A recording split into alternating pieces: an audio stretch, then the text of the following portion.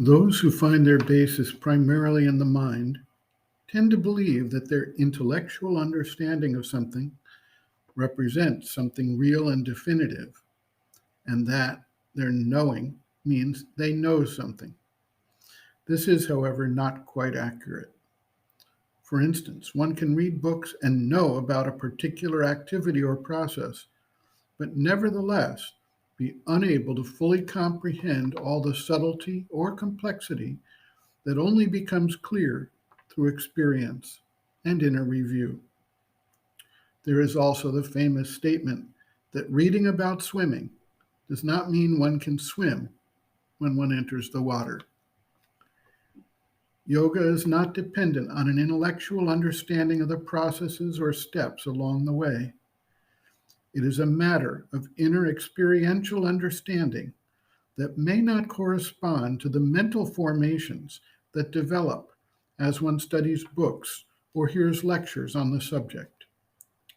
It is one of the great distinguishing factors between academic learning and real life experience. Sri Aurobindo writes, quote, "There are two kinds of understanding, understanding by the intellect and understanding in the consciousness. It is good to have the former if it is accurate, but it is not indispensable.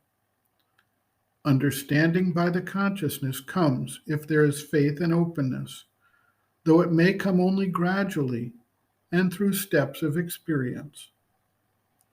But I have seen people without education or intellectuality understand in this way perfectly well the course of the yoga in themselves, while intellectual men make big mistakes.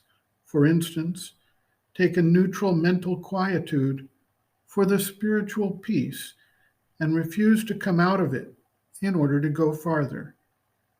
End quote.